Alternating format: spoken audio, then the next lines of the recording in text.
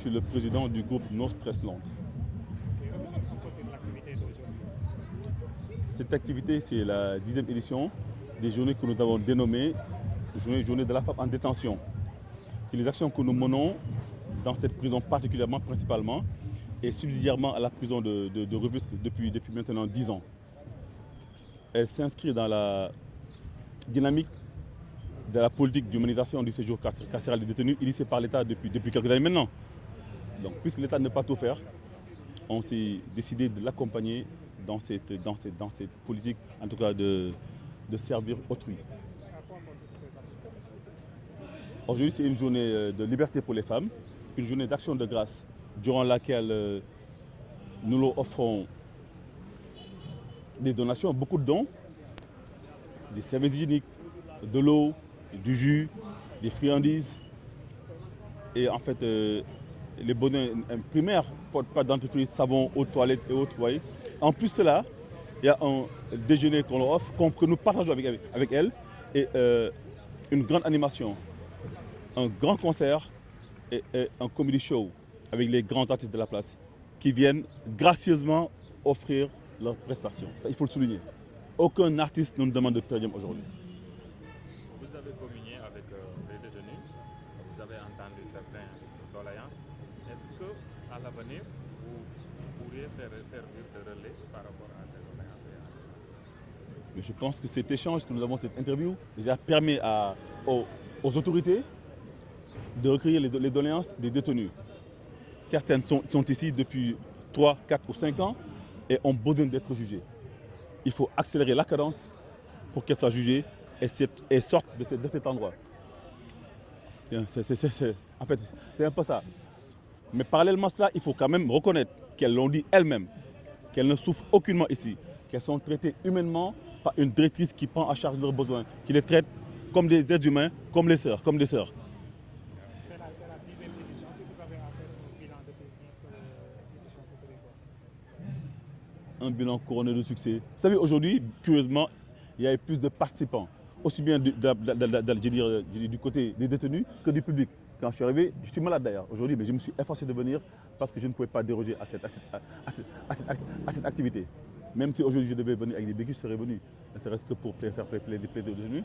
Donc c'est une activité couronne de succès. Et puisque nul n'est à l'abri de la détention, à chaque fois que nous aurons l'opportunité de venir ici, nous viendrons pour apporter notre soutien à ces femmes qui sont en détention. Est-ce que vous sentez des moments de liberté quand vous passez ici, le moment que vous passez ici avec les détenus? Je pense que nous l'avons nous-mêmes constaté que les femmes aujourd'hui sont en liberté. Elles dansent, elles chantent, elles s'amusent, elles partagent un grand moment de joie. En réalité, tout à l'heure, quand on va quitter, vous verrez que ce sera un moment de tristesse parce qu'elles n'auront pas envie que nous partions, nous de même.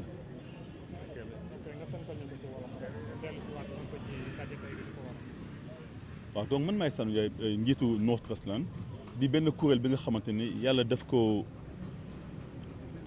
sas muy dimbali néew ji doole yi tey dañ ñëw si kaso Liberté 6 si jigéen yi mais tey mooy fukki yoon ñu fi ñëw mooy 10e édition maa ngi lay fàttali am na benn at bu nga xam ne 2018 sax ñu dañu décoré médaille d'honneur administration pénitentiaire ngir ñu ngi fi ñëw di taxawu suñu mbokk ñi nga xam ne dañ fi nekk ñu ngi fi ñëw nag ànd ak suñu morom artiste suñu moromu comédien ak yéen journalistes yi ak waa No Stress Land biñ fi njëkk a ñëw 2015 xaatuñu dañ fi ñëwaat mais fii dama jàpp ni mënoo fi ñëw bañ fi delluwaat ndaxte non seulement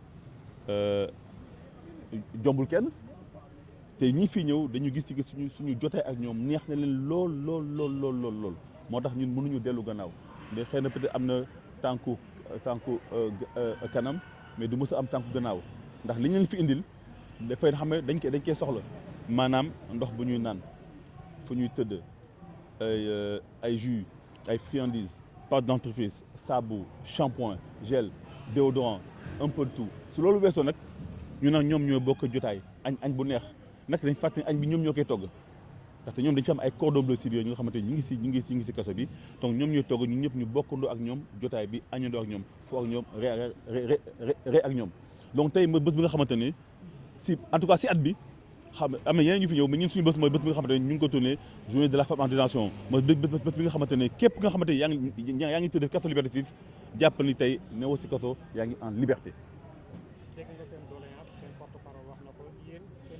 situation ban jéego la ci fas yéene taxaw. li may si déjà wax mooy yéen suñu jotaay bi interview bi dafay tax autorités yi kilifa yi réew mi xam ni que jot ñoom déjà seen yóbbante maanaam ñi fi nekk am ñoo xamante ni ñu ngi fi bëgg a yàgg fii passage kese la fanaa si yeneen kaso yu Rufisque yu mel noonu foofu la ñuy purger seen peine donc fii jaar-jaar la malheureusement acte bi dafay xaw a yéex yenn saa yi moo tax ñenn yaay ko fi gis ku fi am ñetti fan astafurlah ñeenti at ba juróomi at dafa xaw a ëpp nag donc dañu ñaan autorité rek mooy kilifa réew mi mooy ñi nga xam ñoo ñànk justice bi ñu xaw ko baral pour que ñoom ñu gaaw a génn fii ñu jugé leen atte leen ñu génn loolu mooy seen problème mais su loolu weesoo fii nag dëggantaan am nañ fi jàmm ñoom sax ñi ngi nekk balaa ñu fi ñëw dañ si amoon njaqare mais biñ fi duggee dëggantaan yàlla dëgg la bëgg ñun duñu waxal kenn nga xamante ne gëmuñu ko seeruñu ko ñoom ñoo ne fii am nañ fi jàmm am nañ fi salaam ndaxte kilifa bi fi nekk muy directrice bi muy Fatou Senghor dëggantaan jàmmal na leen man directrice bi su ma jumul bi mooy ñetti at ñu ànd ak moom su lu woon dëgg du mu ko wax naa wax ba pare du mu ko tudd mais taxawaayam dafa rafet mu gis si moom jullite mu dem màkk ma seede ko parce que maa ko embarqué maa ko accueillir donc xam naa Fatou Senghor kan la saa su nekk ñi ngi jokkoo man ak moom amul cas boo ma kee tiis te du ci indi solution donc ñu ngi koy gërëm di ko sant di leen gërëm yéen ñëpp di gërëm artistes yi maa ngi wax sànq artistes yi amul benn artiste bu fi ñëw def sa prestation laaj ñu sax lu ñuy wax passe pour le péridiem ku fi ñëw da nga fi ñëw indi sa doole maanaam xam dañ lay wax que nit ki fi muy liggéey fa lay jaamoo yàlla donc ñoom la seen aar la ñuy jaamoo yàlla donc ñu ngi leen si gërëm di leen sant di leen jaajëfal yéen ñëpp. moom ñu fay ko. ndax la. ay. naa ko bii. nga ni yàlla dinañ ko jàpp def ko bien. bii laa si def. léegi nag yow comme nga la fi dee nga ci def xam naa ne Fatou Senghor moom xam naa ñetti fan yi mu nelaw nga la fi mu naan moo tax.